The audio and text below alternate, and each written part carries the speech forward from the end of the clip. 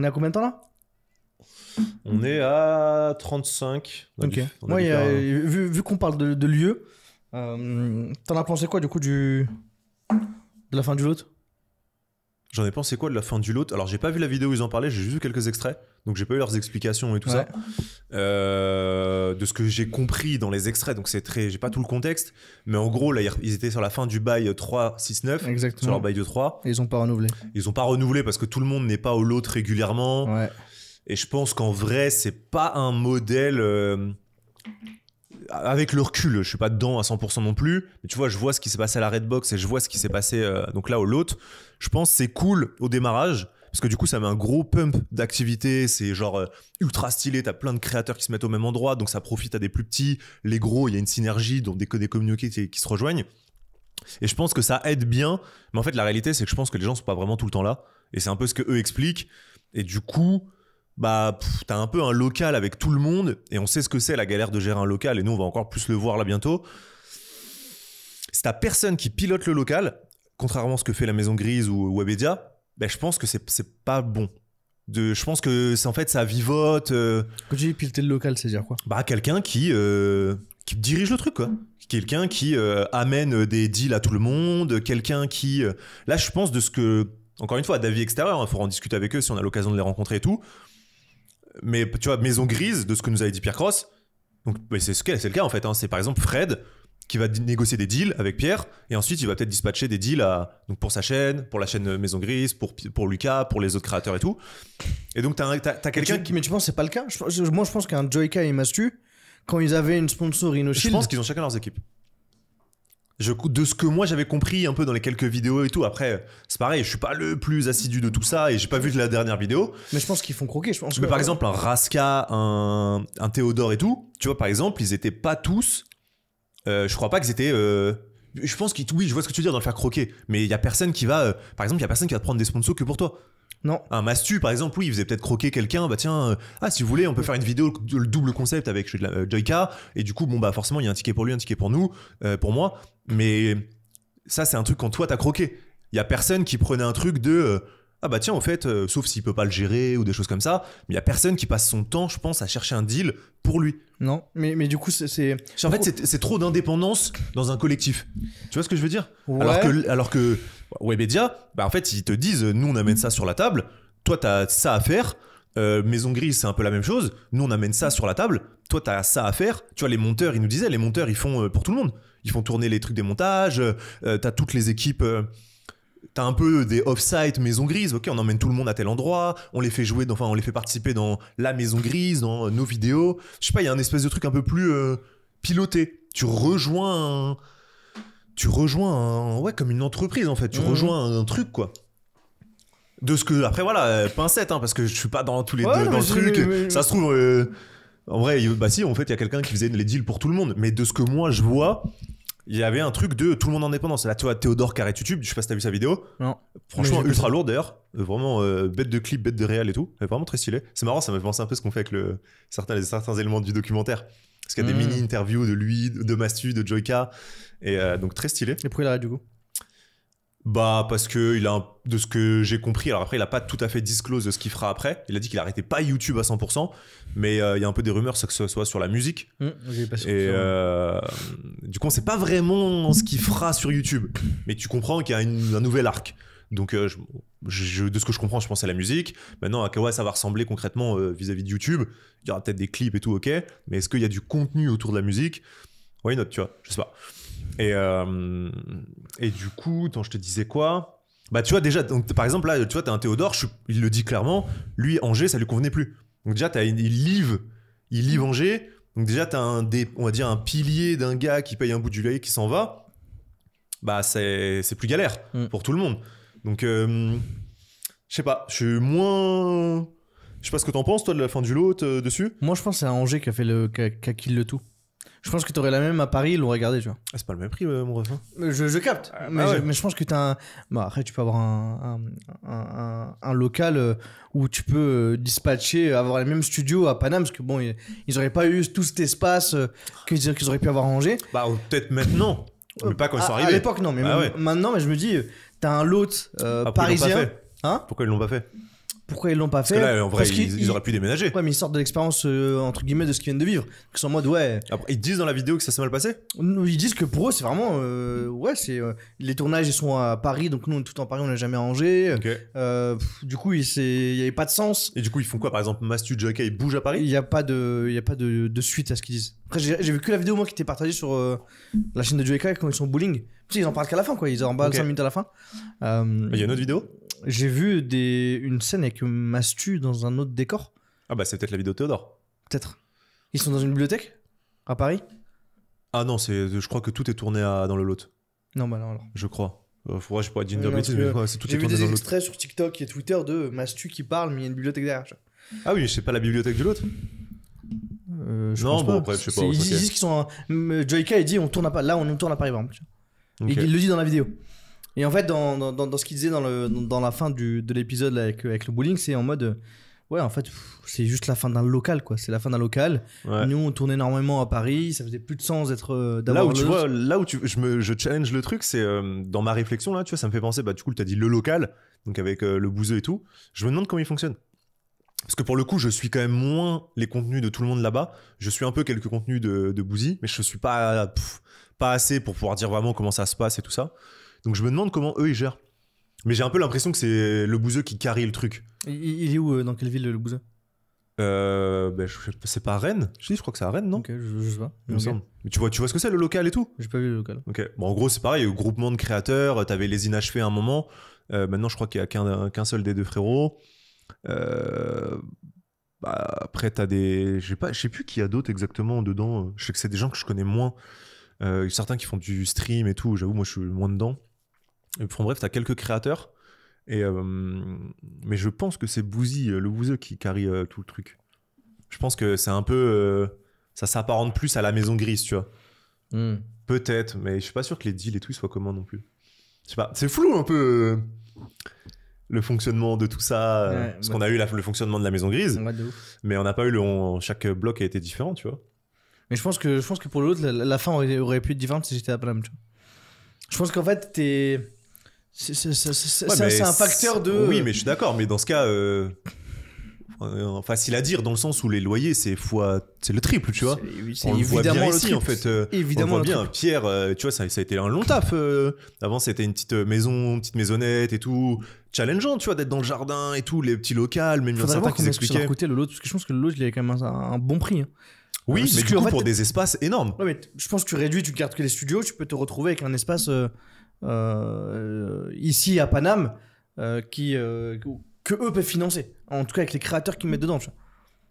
Ouais, mais du coup, ça convient par exemple à Théodore qui revient à Paris, mais ça convient peut-être pas à Joyka qui veut rester à Angers. Ouais, Joker qui veut rester à Angers. Mais en fait, c'est juste ça, tu vois. Pourtant, il tourne beaucoup à Paris. Ah, mais c'est ça la complexité d'un collectif. C'est justement, il faut que tu aies les bonnes personnes qui soient au même endroit que toi. Qui veulent rester au Parce que là, Théodore, il avait fait le move de bouger. Ouais. Mais du coup, je pense que ça l'a impacté dans le fait des allers-retours, tout ça, il est là-haut.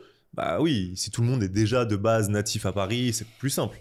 Mais c'est ça qui est chaud en fait, c'est de voir tout le monde dans la même ville, au même endroit, trouver les espaces, pouvoir payer ça au bon moment. Parce que quand ils l'ont démarré, est-ce qu'ils auraient pu se payer un truc aussi cher? Peut-être pas. Donc non, je pense en fait, le fond, il est réalisable. Mais c'est tellement de planètes que tu dois aligner au bon moment avec les bonnes personnes et tout, que ça en fait un projet très compliqué à gérer, tu vois. Et je pense que c'est mieux quand c'est piloté par quelqu'un. Je pense que ça a plus de sens, tu vois. Parce que c'est par quelqu'un ou une entité, tu vois. Eux, ils ont à la Maison Grise, ils sont plusieurs à le piloter. Il y a Guillaume, je pense que Fred aussi est vachement dedans dans l'implication stratégique et tout avec Pierre. Et tu te dis, bon, ok, en fait, soit ça te convient et tu restes, soit ça te convient plus. Et on le voit, il y a plein de créateurs qui sont partis de la Maison Grise, en fait. Donc, je pense que, ouais, je pense que c'est plus simple quand c'est moins chacun veut faire son petit truc, tu vois. Parce que bah c'est difficile en fait. Difficile, chacun évolue différemment. Quand tu te mets ensemble au début, bah c'est peut-être plus la même chose au bout de 3 ans. Mais ouais, de ouf, je serais stylé de savoir. Tu crois qu'ils ont t'as pas vu s'ils en parlaient, ils ont fait une vidéo ou quoi? Non. Mais de toute façon, il y a l'invitation de Joyka et dans les pipes, donc. Ouais, de ouf. Donc on pourra lui poser les questions à ce moment-là. Ouais, mais... puis je pense qu'ils en parleront. Dans d'autres interventions en fait, les gens vont leur en parler. Là c'est un gros truc qui vient d'arriver, donc tu es sûr de les voir passer par exemple je sais pas chez Popcorn, chez PA et tout, et qui vont qui vont expliquer tout ça. Mais c'est ce qui me tue, c'est que justement les gens ils ont interagi parce que ça a été à la fin d'une vidéo de Joyka en mode voilà Pop. voilà, le c'est fini d'ailleurs by the way. Ok. C'est ouf. Ouais. Ouais, mais après en même temps, s'il n'y a pas 50 000 raisons et que c'est juste, bah en fait les gars, tout se passait bien, c'est juste la fin.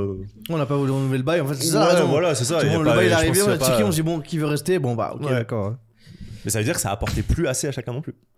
Il n'y a pas une fin tragique de ça s'est mal passé, mais du coup il y a plus assez de positif pour que ça reste. Il y a plus assez de positif pour que ça reste. Tu vois, ça t'apporte plus assez en fait. Mais ce que disait encore une fois, c'est juste sur le fait des tournages quoi. Sur le fait des tournages, et j'avais vu sur Twitter des mecs qui disaient bah en fait c'est parce qu'aujourd'hui j'avais vu un truc, j'essaie de me rappeler depuis que t'en as parlé, mais un tweet qui disait la différence entre le lot et le local, c'est qu'en fait le local ils sont restés sur de la prod pas facile mais vraiment simple, oui. tu vois, alors qu'en fait les créateurs du lot ils sont en mode bah grosse prod, gros contenu, ce qui demande en fait à faire moins de prod juste dans ton studio en fait. Oui, je vois ce que tu veux dire. Genre qui vont chercher en fait les grosses prods, les gros éléments parce que c'est ce que demande le YouTube game aujourd'hui, tu vois. Ok. Ouais, c'est vrai. Bah, t'avais des gens qui challengeaient le fait de se dire que YouTube est en train de revenir au juste posé dans ton studio à faire faire tes vidéos. Bah, il y aura un mix des deux. Mais justement, ils dit c'est ce truc de t'es juste posé, reviens plus fort. Et reviendra plus fort dans les prochaines après, ça vaut ce que ça vaut. Ah, là en gros, ça va revenir dans un truc plus posé, en mode toi face cam et moins de grosses prod. Ok. Toi, je pense que t'auras toujours les big, les Lucas qui feront des Squeezie qui feront des grosses prods quoi. Ok. Ouais, bah j'avoue. Après, c'est les réflexions d'un tweetos. Hein. Ça prend avec des pincettes, mais. C'est pas le PDG de YouTube. C'était pas con ce qu'il disait, tu vois. Je sais pas à quel point. Je pense que déjà ça se joue beaucoup sur le déplacement, quoi, déjà, pour commencer. Entre le fait mais je pense pas qu'ils vont s'arrêter sur les grosses prods, moi. Je pense que ça sera juste plus mixé. Je pense que t'auras un peu ce que font McFly et Carlito là. En mode grosse prod et un peu de trucs. Ouais, voilà, c'est ça. C'est un équilibre de production plus accessible qui te demande moins de déplacements, moins de 50 personnes autour de toi. Et voilà, c'est ça. Et par contre, des fois, tu te mets un budget parce que t'as une idée cool, t'as potentiellement des gens qui te suivent. Et dans ce cas, là, moins intense que maintenant, quoi. Ouais, moins de volume comme ça. Ouais, de ouf. Parce que pour l'instant, c'est l'Eldorado parce que les brands, elles suivent. Les brands, elles suivent. Ouais, et puis mine de rien, ça reste accessible à certains youtubeurs. Enfin, en vrai de vrai, il n'y a pas non plus 100 youtubeurs qui font des prods comme ça, tu vois. Mais il n'y a pas 100. Parce qu'en fait, il y a aujourd'hui justement les marques qui n'ont pas peur de mettre du budget. Enfin, si un Squeeze arrive à faire le truc du manoir, c'est parce qu'il c'est financé derrière par un gros budget, tu vois. Parce que lui, il disait à la fin que. Ce qu'il disait qu'il voulait qu'il le refasse, je crois que c'était Joyka. J'ai pas vu le deuxième encore. Qui disait, ce serait lourd de le refaire. Et Squeeze, il fait, non, trop cher. Trop cher. Oui, donc il perd même de l'oseille. C'est même pas. Je sais pas s'il perd de l'oseille, il le dit pas s'il perd de l'oseille ou pas, mais en mode écoute, ça coûte une blinde. Il le disait après sur son stream, ça coûte une blinde. Ouais, normal. Ça coûte. Il a dit heureusement, il y a des sponsors qui suivent pour faire ça, tu vois. Ouais. Mais je pense que là, on est dans une phase où les sponsors sur YouTube, ils y vont à balle. Mais moi, je pense je pense que c'est que le début. Hein. Je pense qu'il y aura encore plus gros que ça. Hein. Je pense que ça va être de plus en plus de budget pour les créateurs de contenu. Hein. Et j'entends, alors là, toi tu parles de YouTube, mais je pense qu'il y aura de plus en plus de budget pour t'es sur TikTok, tu commences à avoir du monde, tu as une audience, on va t'envoyer du budget pour que tu fasses plus produit sur TikTok. Hein. Moi je parle du game de YouTube, sur TikTok sûrement, parce qu'encore c'est en train de péter. Oui, mais même sur YouTube, tu vois. Bah, sur YouTube, je me rappelle, t'avais Bis qui disait qu'en fait là il a atteint un point. Ouais, mais frérot, tu me parles. Mais je suis évidemment, mais c'est lui qui fait que repousser le plafond de verre. Mais nous on est sur un marché francophone, sur un marché français, tu vois. Donc lui, encore une fois, il touche le monde entier. Ouais, mais en fait, pour l'instant, je pense que t'as pas un nombre de marques assez conséquentes. Et encore, ça commence à arriver de plus en plus. Là, j'ai vu la K-Corp qui signe CIC. Ouais. Tu vois, t'as aussi des acteurs où de base. Ils avaient Orange. Aussi la K-Corp. Ouais, même cool. Squeeze avait Orange. Ouais, mais tu commences à le voir de plus en plus. Ouais. Tu vois, et je veux dire, j'ai l'impression que ils étaient déjà là. Ces gens-là, évidemment, de toute façon, t'es Orange ou CIC. Et je pense que t'es pas bête. Hein, tu mates pas. T'es pas en retard de 50 ans non plus, tu vois. Mais je pense que ça va être de plus en plus. Et il y aura aussi des plus petits budgets. Ce qui est déjà le cas là, mais je pense que tu as des marques qui mettront pour des créateurs plus petits, tiens, peut-être 5, 10, 15 des fois, et là où d'autres pourront aller chercher peut-être encore plus en fait. Hein. Vraiment. Parce que... Ouais, je sais pas, je pense que c'est encore en montée. Hein. Je sais pas si on est Toi, tu penses qu'on descend là? Je dis pas qu'on descend, je dis qu'en fait, Ouais, t'as un plateau. Là, pour l'instant, t'es au max. là, tu vas arriver où en fait, à une phase où il y aura potentiellement moins de boîtes qui vont suivre les gros bangers. En fait, ça va être concentré que sur certains types de créateurs, tu vois. Je pense qu'un Squeezie va rafler le tout. En fait, les marques, elles vont aller voir un Lucas à qui ils vont donner masse de budget parce qu'elles savent qu'il va faire des bangers, et même lui à voir à quel point il va continuer à juste mettre des bangers et des bangers et des bangers, tu vois. À quel point aussi, lui, Lucas, il est en mode... Après, lui, il fait déjà des mix de plusieurs types de contenu. Là, sur l'année 2023... Il y a quand même des threads et tout ça. Beaucoup moins. Là, il enchaînait sur les bangers, tu vois. Entre eux, il y a eu Qui est l'imposteur, il y a eu le Pire Date... Ouais, alors par contre, il fait beaucoup plus de contenu produit, ça oui. Et il enchaîne sur les contenus produits. Il y a eu le truc avec le mur, là, qui connaît mieux l'autre. Ouais. Il a matraqué dessus, tu vois. Il a matraqué dessus. Après... Et tout ça sponsor. Ouais. Après, le contenu l'imposteur, je pense pas que ça soit un truc qui lui coûte en cher en termes de prod. Évidemment, moins cher qu'un Pire Date et un truc, mais je pense que ça coûte. Oui, mais ça coûte parce que c'est Squeezie, qu'il faut une qualité énorme et tout. Et qu'il faut venir du monde et que. Ouais, mais après, je pense qu'il est payé. Je pense qu'il est très bien payé par les. Après, justement, c'est le débat qu'on a eu la dernière fois. Est-ce qu'il est payé tu ou vois, pas par les... je pense que ça, c'est des types de contenus. Quand t'arrives à ce niveau-là, oui, il y a un coût. Évidemment, genre, toi et moi, on sera en mode, oh, c'est un coup de malade. Mais je pense que dans cette gestion de budget, ce type de contenu, c'est en mode les contenus les moins chers comparé peut-être les threads et tout, c'est les trucs vraiment encore les moins chers sur la chaîne Squeezie. Et après, par contre, le reste, ça, c'est ce qui est des éléments qui peuvent payer le reste, tu vois, qui aident à payer le reste, je pense. Donc non, franchement, je trouve pas qu'il ait fait moins de trucs.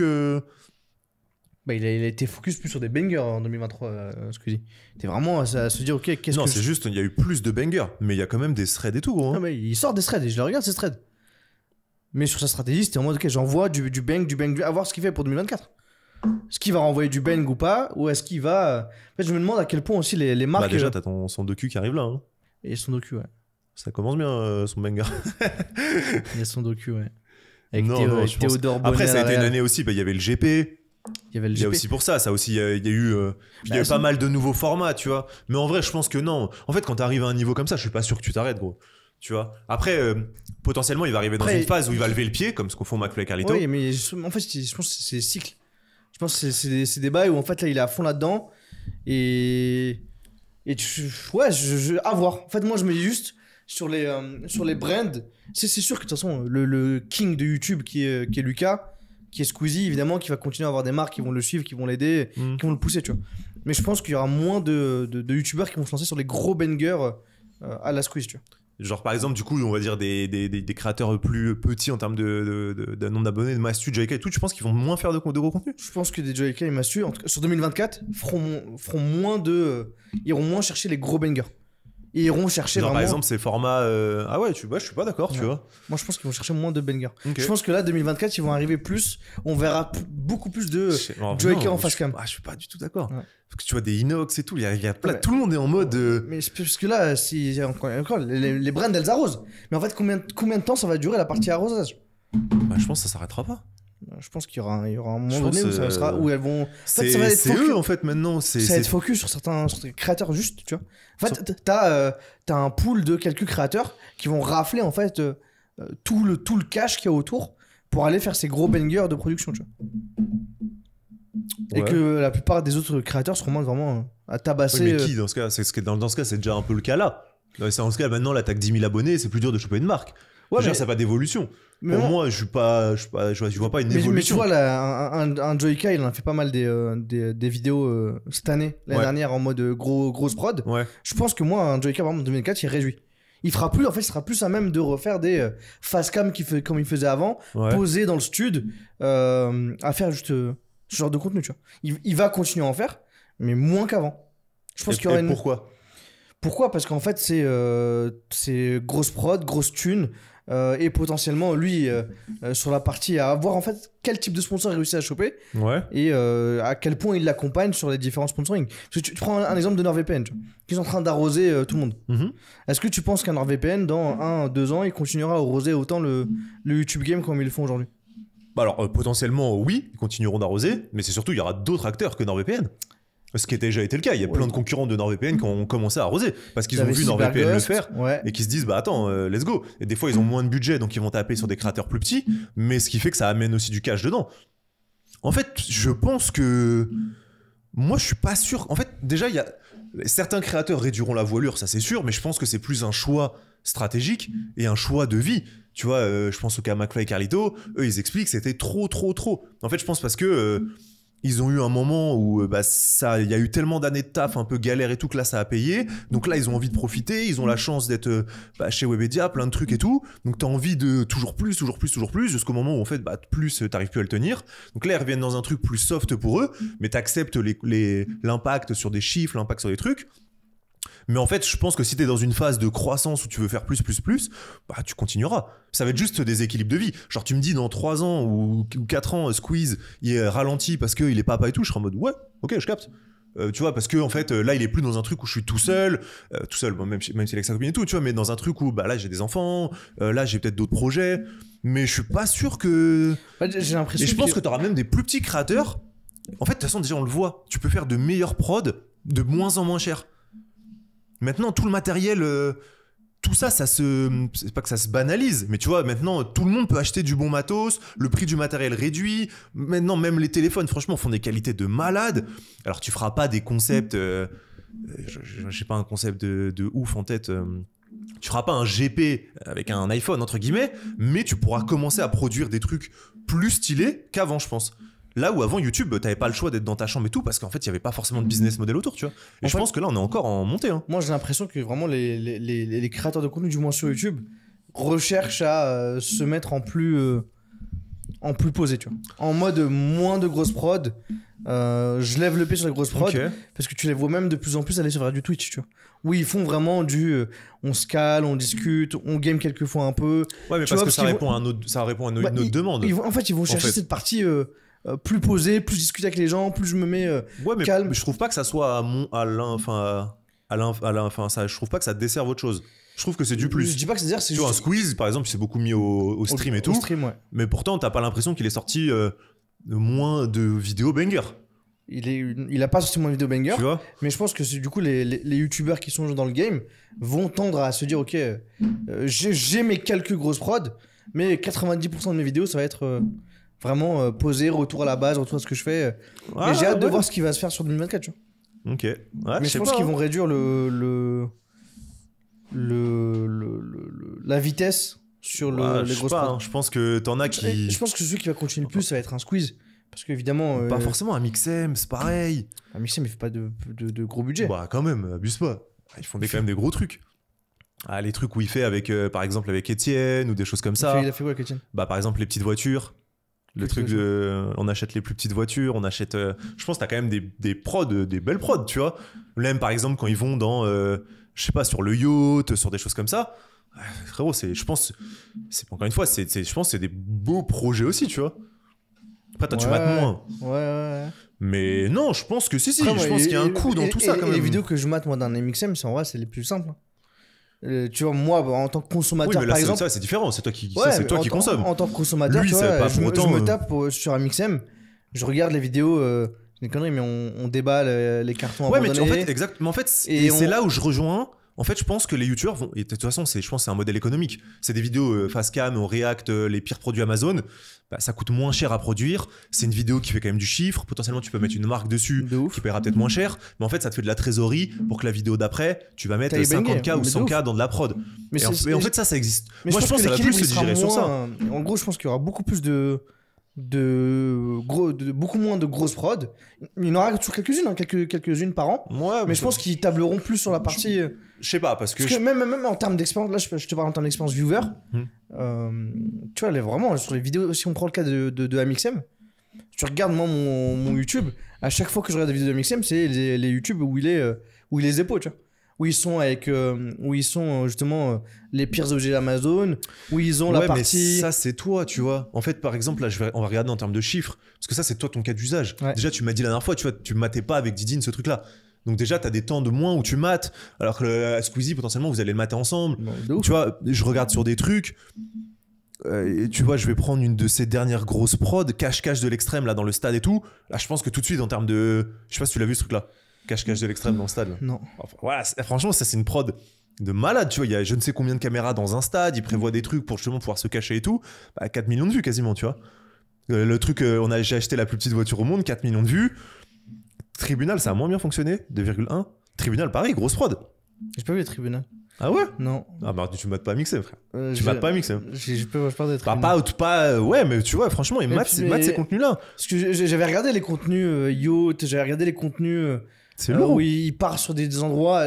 Même les trucs sans couche de polystyrène et tout, il y a un running gag dessus. Genre... Ouais, mais ça, j'ai ouvert, j'étais en mode ok, tu vois. Okay. Et les vidéos que je peux consommer, c'est les vidéos où je sais pas. Ouais, face cam plus simple. Face cam plus simple. Bah, mais tu vois, moi je mate pas les threads de Squeezie. Mais en fait, ça, je veux dire, on s'en fout, c'est un constat personnel. C'est-à-dire que on accroche plus ou moins à des formats différents et c'est normal en fait. Et tu peux pas plaire à tout le monde tout le temps. Maintenant, je pense qu'il y a un vrai équilibre qui va se trouver sur tout ça. Et tu vois, tu disais, il y a moins de bangers qui vont sortir.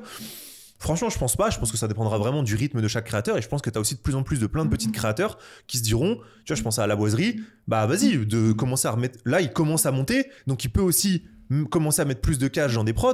Et en fait, t'en as peut-être qui vont ralentir, McFly et Carlito, mais t'as 3 nouveaux créateurs qui arrivent, qui faisaient pas assez de grosses prods avant parce qu'ils avaient pas le bif, qui remplacent en fait le McFly et Carlito, tu vois. Donc en fait, je pense que l'économie, elle va juste. Il y a une économie de créateurs qui va juste plus se développer. Et là où t'en as 2-3 qui ralentiront pour des raisons perso, business, que tu veux et tout, en fait, t'en as 6 autres, 10 autres qui commenceront à faire des grosses prods, tu vois. Donc je pense pas que ça va ralentir. Je pense que les gens vont juste trouver un rythme qui leur convient à des moments T de la vie. C'est normal que tout reste pas identique pendant des années. Et en plus de ça, tu vois, les Twitch et tout, je pense que c'est des bons modèles aussi pour faire des trucs posés qui génèrent du cash. Parce qu'il y a une réalité, il faut générer des sous, donc tu peux avoir des subs, tu peux faire des concepts autour, tu peux vendre à des marques. Je sais pas comment vraiment ça se monétise tout autour, hormis les subs et les marques, mais sûrement tu as peut-être des contrats. Je sais qu'il y a les pubs sur Twitch. Tu vois, je sais tu peux générer du cash, tu peux mettre les rediffs sur YouTube après derrière. Donc je sais pas, je pense qu'il y a aussi ça permet de derrière faire des prods plus costauds. Parce que tu as passé un temps plus chill, c'est peut-être plus facile à faire, plus facile à produire, et du coup ça te génère quand même de l'argent que tu peux réinvestir dans de l'autre prod YouTube, tu vois. J'ai hâte de voir.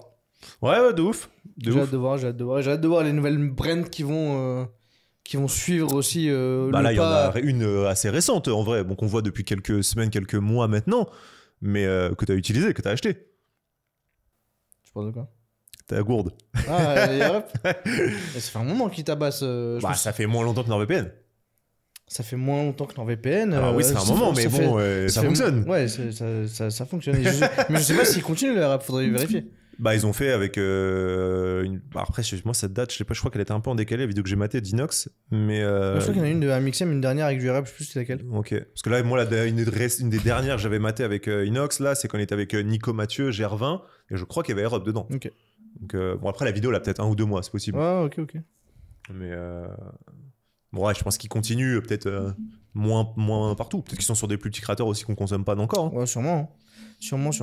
Mais justement, j'ai hâte de voir justement la répartition de ces marques-là qui vont aller arroser des créateurs. En plus, hein. Bah, j'espère, parce que nous, on est dans le game. Donc, franchement, je pense qu'il y en aura de plus en plus. Et là où des marques, des fois, se disaient, tu vois, peut-être des trucs B2B. Nous, tu en cible des fois beaucoup des marques B2B. Bah, je pense qu'il y en a de plus en plus qui vont commencer à se dire, en fait, go. B2B, oui, parce qu'en fait, elles n'ont pas encore eu Elles n'ont pas encore eu cette phase de. Il y a des créateurs qui vont. Le nombre de marques que ça va débloquer. T'as toujours les marques B2C qui resteront parce qu'en fait, c'est des budgets qu'elles mettent pas dans la télé. Mais c'est ça. Je mettrais sur ce genre de concept, il y a besoin de ces grosses marques B2C où tu vas toucher du monde. Maintenant, je me demande à quel point il va y en avoir sur 2024, 2025, 2026, de quel point tu vas avoir plus de brands qui vont suivre les youtubeurs dans leur gros budget, parce qu'à un moment donné, il y a aussi le constat de ok, j'ai mis, qu'est-ce que je gagne derrière? Donc en fait, je pense que c'est maintenant un NordVPN ou bien un AirUp. Je pense que là, ils sont dans une phase de j'envoie, et je ferai le bilan à la fin, et là, je pourrais me dire, est-ce que les youtubeurs valent le coup que je mette un ticket là-dedans, tu vois? Oui, mais en fait, on le voit, ça fonctionne. Je sais pas si ça fonctionne. Le premier, là tu demandes, je pense que tu demandes dans la rue, cite-moi un VPN. Mais tu utilises NordVPN? Moi je l'utilise pas. Mais je l'utilise pas non plus. Mais en fait, quand tu fais ça. Running gag dans la vidéo d'Amixem en plus, tu vois. Non, et même dans le roast de. Ouais, mais c'est ça dans le roast, ouais, de ouf. Ah, c'est McFly et Carlito. De ouf. Non, mais je suis d'accord. Mais en fait, c'est pas du ROI qu'ils cherchent à ce moment-là, c'est du brand awareness. C'est qu'en gros, quand demain tu vas avoir quoi? Toi, t'as utilisé un VPN, t'as utilisé quoi? J'utilise un VPN. Bah voilà. Mais en fait, c'est juste ça. Là, moi, pour l'instant, j'ai pas d'usage. Mais demain, je suis, je ne sais dans quel pays, je vais me prendre un VPN, NordVPN. Et c'est la même chose pour AirUp. Regarde, t'as acheté AirUp. J'ai pas acheté moi. Ouais, on l'a offert, mais bon, c'est la même chose. Il y a les calculs qui vont se faire. Parce qu'à un moment donné, en fait, là ils arrosent. C'est la même chose qu'en télé. En fait, c'est la même chose qu'en télé. En fait, en télé, quand t'as un BK, un McDo qui te fait une ads, en fait, oui, c'est pas, tu transfos pas sur Uber Eats demain, derrière, bim, tu commandes de McDo. Je capte. Mais t'as beaucoup de brands qui vont pas, en fait, avoir justement le cash qu'il peut avoir, entre guillemets. T'as toujours d'autres brands qui l'auront. T'as toujours d'autres brands qui l'auront. Avoir la télé fonctionne comme ça depuis combien de temps? Et en fait, ce qui se passe, c'est que là où il y avait de plus en plus de gros budgets en télé, je pense que des fois, les budgets se réduisent. Et encore, à quel point il faudrait vérifier. Il faut regarder le youtubeur, j'ai plus son nom, Benjamin, qui fait YouTube versus la télé. Ah, non, c'est pas Benjamin. J'ai plus son nom. Putain, ça fait longtemps que je suis pas maté en plus. Et il faudrait regarder le cash qui a été dépensé en télé, je sais pas, ces 10 dernières années et celui des 20 dernières années. Tu vois, tu prends 10 décennies d'écart, enfin 2 décennies d'écart. Et je pense que c'est le cash sur YouTube là qui est en train de monter. Et il va monter sur TikTok, il va monter sur d'autres choses. J'ai plus son nom, putain, merde. Benjamin Bertrand, non? Je suis de la merde, je sais plus. T'as retrouvé? Non. YouTube versus la télé. Il est lourd sur ses contenus en plus. Bah ouais, de ouf, j'avais bien... Ah, c'est Ludovic, putain, rien à voir. Je sais pas pourquoi je pensais Bertrand. De ouf, ça fait un moment que j'ai pas maté. Il avait pris un concept aussi où il faisait un truc avec les métiers et tout ça. Ouais, il avait fait la poste, non? Non, oh, il en a fait plein. Ok. On passe à la partie 2? Au revoir, abonne-toi.